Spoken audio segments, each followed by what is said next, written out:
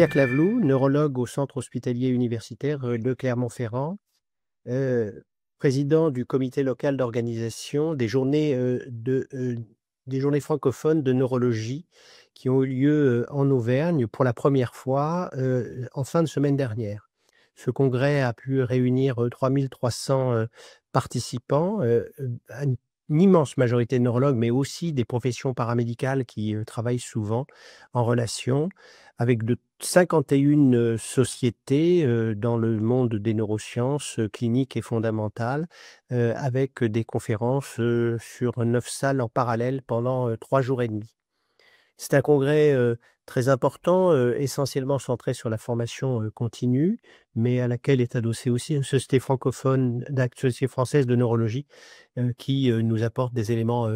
nouveaux, sur le plan de la, recherche clinique. Alors, on peut peut-être, envisager, 2 grands chapitres parce que tous les chapitres de la neurologie ont été brossés bien évidemment, mais 2 grands chapitres qui font peut-être un peu la une de l'actualité. Je vais commencer par, la maladie d'Alzheimer, dont vous savez qu'elle rentre peut-être dans une ère thérapeutique qui frémit, par, l'utilisation, de biothérapie et en particulier du lecanemab qui est, proposé et déjà discuté au sein des agences, essentiellement la FDA, mais aussi la MIA et qui ont positionné le produit de telle façon qu'il nous renvoie à notre pratique. En clair, faut-il envisager très précocement cette thérapeutique, ce qui semble évident, mais sur des critères biologiques et en particulier le génotypage, APOE4, les profils, du liquide cérébrospinal prélevé par ponction lombaire, voire, des PET amyloïdes. C'est une différence considérable entre une approche plus biologique sur donc, l'indication sur des facteurs de risque supposés chez des patients qui n'ont pas de plainte particulière ou dans une définition beaucoup plus européenne, où la plainte conditionne cette, approche thérapeutique dont vous savez qu'elle pose des réflexions concernant, sa réalisation et sa prise en charge. En termes de réalisation, à ce titre, il y a un effet indésirable incontestable qui sont les événements inflammatoires périvasculaires en rapport avec l'amyloïdiopathie, ce qu'on définit comme les ARIA, qui exposent à des risques signifiants, notamment, d'hémorragie et qui,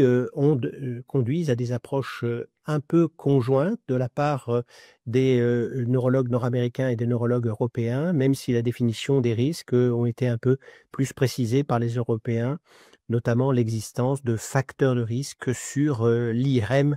qui sont, importants à prendre en considération lorsqu'on va envisager de proposer ces thérapeutiques. Donc voilà un élément majeur pour une maladie dont on connaît le pronostic, avec une potentielle approche thérapeutique, mais des maniements qui posent des problèmes déjà sur la définition exacte de la maladie. Deuxième chapitre, la sclérose en plaques,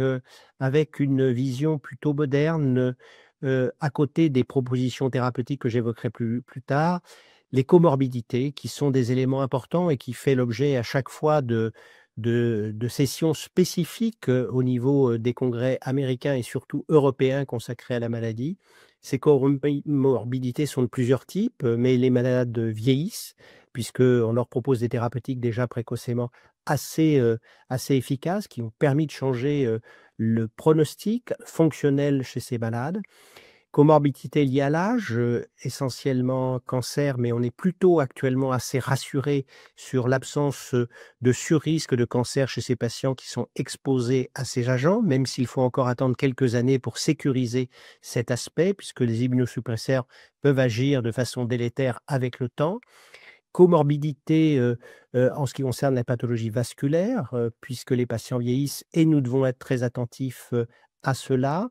Et puis, comorbidité psychiatrique, on sait que, souvent dans la phase définie comme prodromale par les Nord-américains, il existe une surreprésentation d'éléments de nature psychiatrique avant l'éclosion clinique de la maladie. Mais on sait qu'avec le temps, soit la maladie, induit des profils essentiellement, anxieux et dépressifs, soit ces éléments peuvent, être associés à la maladie et en tout cas, dans ce cas, entraîner des difficultés d'adhésion au traitement et des nécessités de prise en charge parce qu'ils affectent considérablement la qualité de vie, de ces malades qui sont, exposés très tôt, vers l'âge de 30 ans, à ce diagnostic. Et puis, 3e point qui nous paraissait important, c'est faut-il, proposer, de plus en plus tôt une thérapeutique. Il y avait une controverse très intéressante, autour, de la nouvelle définition du syndrome radiologique isolé. Ces patients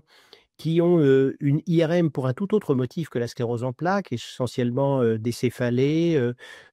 parfois des sensations vertigineuses, mais plutôt, très épisodiques, voire d'autres raisons et chez qui on découvre, des IRM parfaitement compatibles avec ce diagnostic. Ce syndrome radiologique isolé avec les nouveaux critères qui ont été redéfinis, à Copenhague, en, septembre 2024, mais qui tardent pour l'instant à être encore publiés, permettent d'évoquer la sclérose en plaques asymptomatique, donc la phase préclinique de la maladie. Et on sait que 2 études ont démontré une efficacité potentielle d'agents pour l'instant plutôt immunomodulateurs, mais qui ne sont pas sans risque, qui imposent des contraintes à ces patients.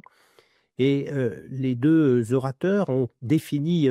les éléments qui, permettaient, un rapport, bénéfice-risque, très élevé en faveur, du bénéfice de l'exposition à ces thérapeutiques, c'est-à-dire un nombre assez limité de patients, mais qui ont des critères majeurs d'évolution assez rapide dans les 2 ans vers un premier événement clinique. Et grâce à cela, on pourrait envisager, que, les patients ne développent pas le premier événement, clinique. Et puis, ce congrès a été l'occasion aussi d'une remarquable plénière, assumée par Jean-Marc Jancovici, qui est un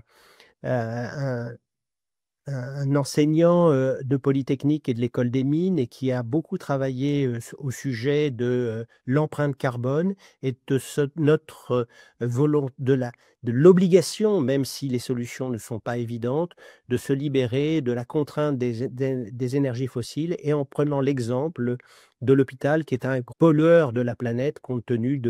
des contraintes, avec, l'informatique, avec, les objets, que nous utilisons tous les jours et qui sont tous jetables et qui, ont une image négative de près de 8 de notre, empreinte carbone au niveau de la planète. Donc c'était, l'occasion aussi de réfléchir, sur, nos métiers et de l'évolution de nos métiers alors que, l'urgence climatique,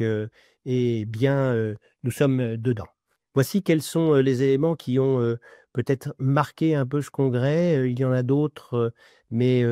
il nous faudrait aller, vers, d'autres,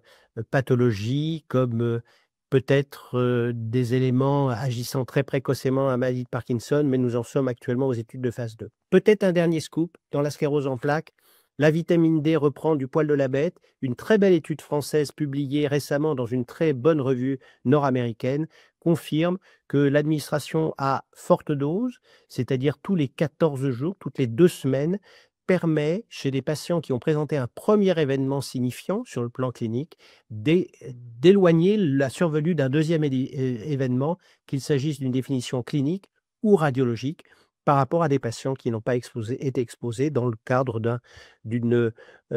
essai randomisé, contre placebo avec une efficacité en tout point, spectaculaire. Donc ça relance très précocement le rôle de la, vitamine D comme, élément, heu, potentiellement efficace, sur, la maladie, dont il reste à définir à quel niveau, elle agit bien évidemment. Voilà quels sont les éléments que je peux à chaud, apporter, sur ce congrès, qui a été un moment, très important avec une très forte participation,